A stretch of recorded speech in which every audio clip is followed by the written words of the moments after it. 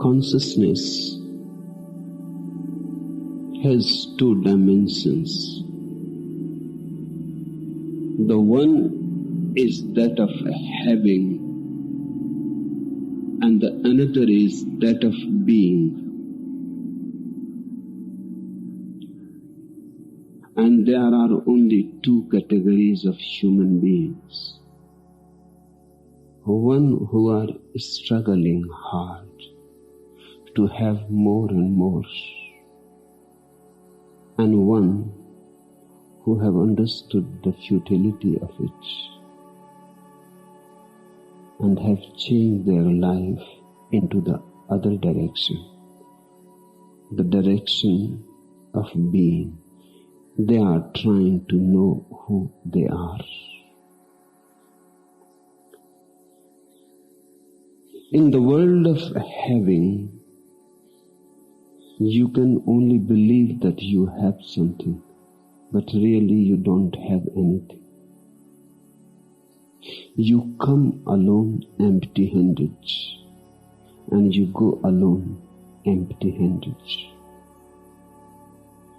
And all that happens in between is almost like a dream. It appears to be true. While it is there, it appears to be real. But once it is gone, then you understand nothing was really happening. The reality has remained untouched by our dreaming. The world of having is nothing but of dreaming. The religious person is one who has become aware of the futility of it all. You cannot have anything except yourself. And all that you have except yourself is a deception. It is an illusion. And in fact, that which you have possesses you more than you possess it. The possessor finally becomes the possessed. You think you have so many things, riches, power, money, but deep down you are being possessed by those same things. You are being engaged, enchained, imprisoned by those same things. Look at the rich people. They don't possess riches. They are as poor as any other poor man in the world. They are as beggars as any other beggars. In fact, whatsoever they possess, possesses them. They are burdened by it. So the first thing to be understood is, these are the two doors: having, being. If you are still lost into the dream of having, you are in the world. You may be sitting in a cave in the Himalayas, that makes no difference. The world is still there, because the world is in the very desire to possess. And nobody has ever possessed anything. Only one thing can be purchased, and that you already have with you. That is your own self, your own consciousness. But to have that being, one has to work hard. You cannot get to it easily. Because first you will have to detach yourself from the world of having. That will be almost like a death. Because that's where you have got identified. You are your car, you are your house, you are your bank balance. And when you start awakening out of this dream, you start feeling as if you are disappearing, because all your old identities start disappearing. One identity disappears, one part of your being disappears. There is emptiness left behind. When all your identities disappear and simply you are left, there is only pure space, as pure as life, as pure as death. Nothing else is there. That is your being. Only that being can be purchased, because that is already there. You can purchase only that which is already there. You cannot purchase anything else. All desiring is desiring for the futile. It leads only into frustration.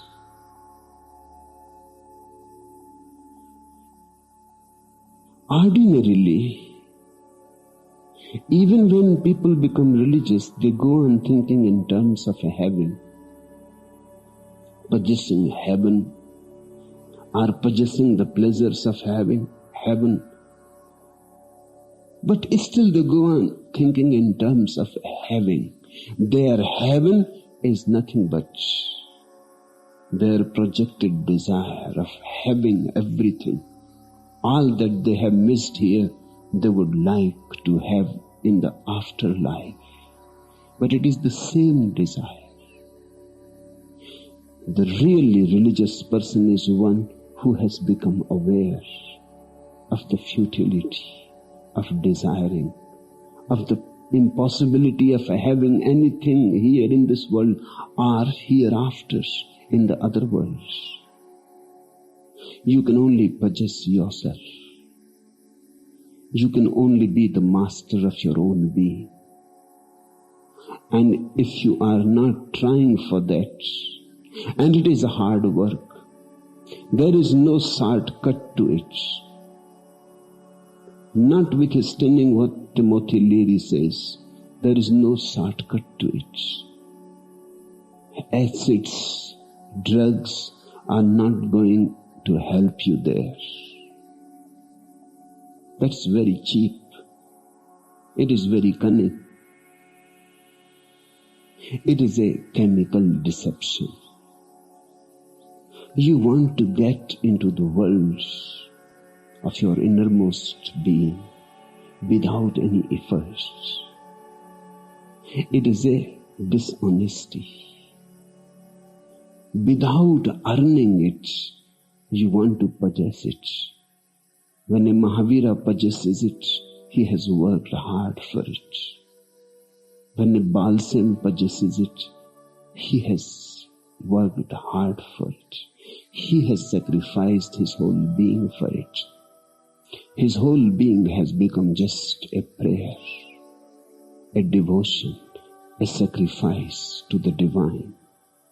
He is not there. He has simply offered himself totally. Then he possesses. Or when a Kabir or a Zarathustra, they all have worked the hard way. The hard way is the only way. There exists no shortcuts. But man has tried to invent shortcuts always, in many ways. The drug trip is the latest invention of the cunningness of human minds. Just by taking a tablet or injecting a certain chemical into your body, you think you can become a Buddha.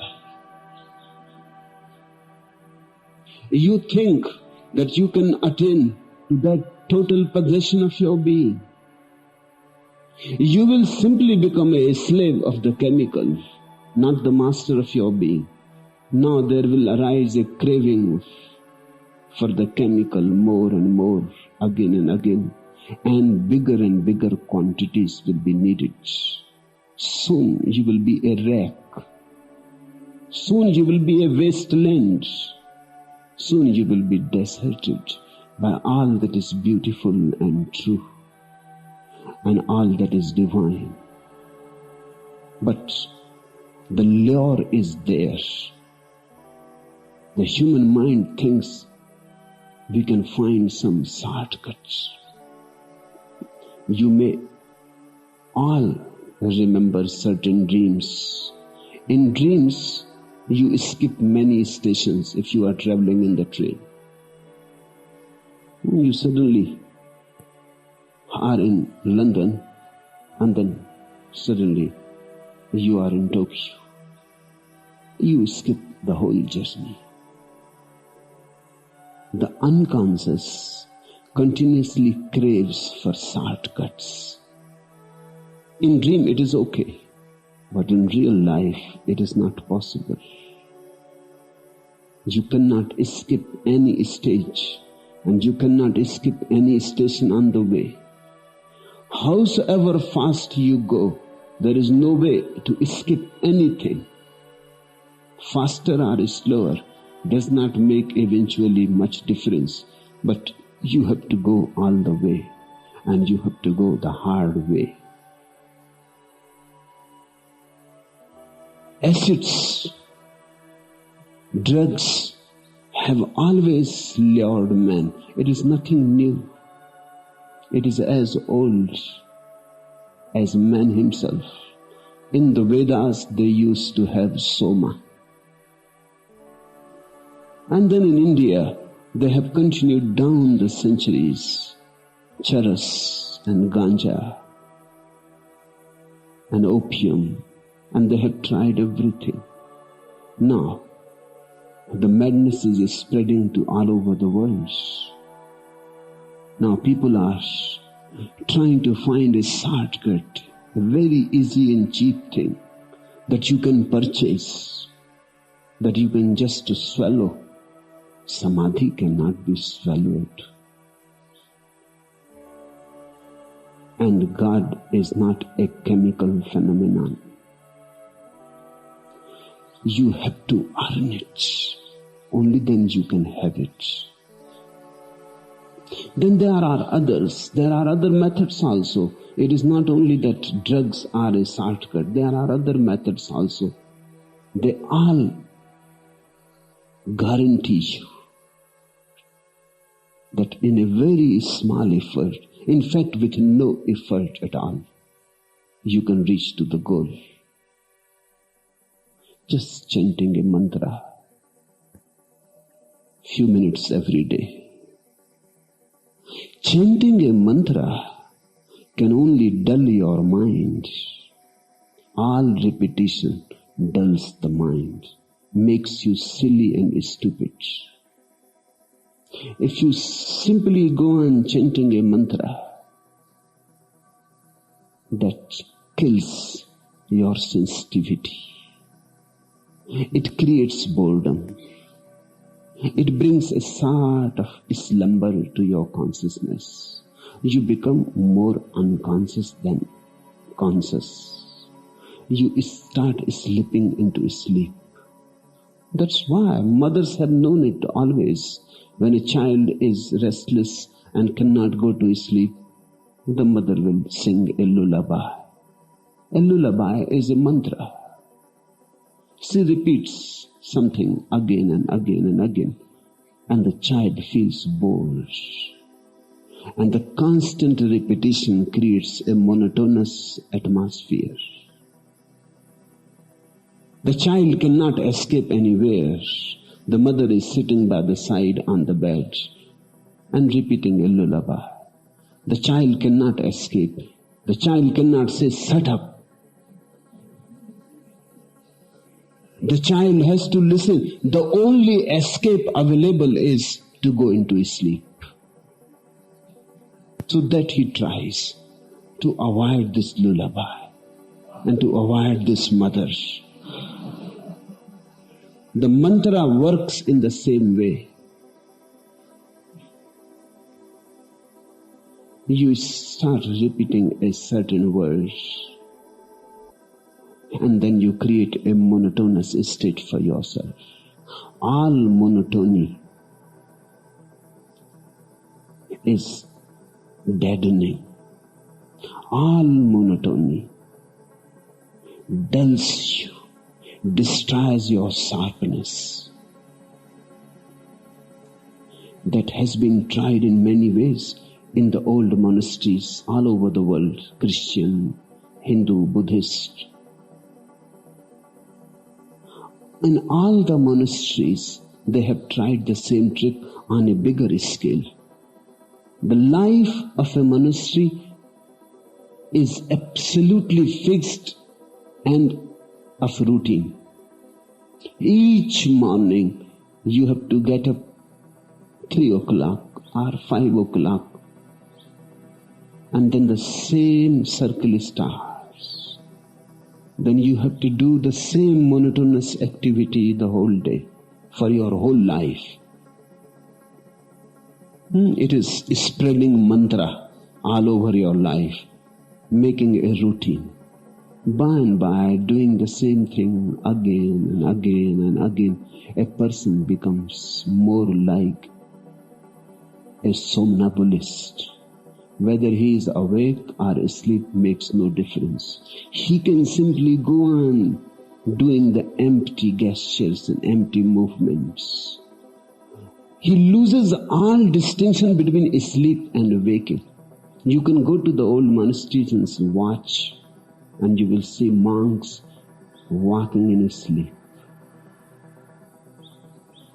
They have become robots. When they get up in the morning and when they go to sleep, now there is no distinction. The territories are overlapping. And it is exactly the same every day. In fact, the word monotonous and the word monastery come from the same root. They both mean the same.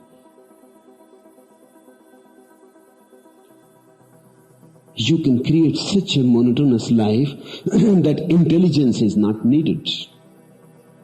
When intelligence is not needed, you become dull. When you become dull, of course you start feeling a certain sort of peace, a certain silence, which is not real, which is pseudo. Because the real silence is very alive, throbbing. The real silence is positive. It has energy in it. It is intelligent, aware, full of life and jest. It has enthusiasm in it. The false silence, the pseudo-silence is simply dull. You can see it. If a stupid person is sitting, an idiot, an imbecile is sitting, you will feel a certain silence around him. The same silence as you can feel near a cemetery. He has a space around him which is very dull. He seems to be very much indifferent to the world. Not in contact at all, disconnected. Like a lump of mud. He is sitting there. No vibration around him of any life, of any energy. Nothing is streaming around him. This is not real silence. He is simply stupid. When you come close to a Buddha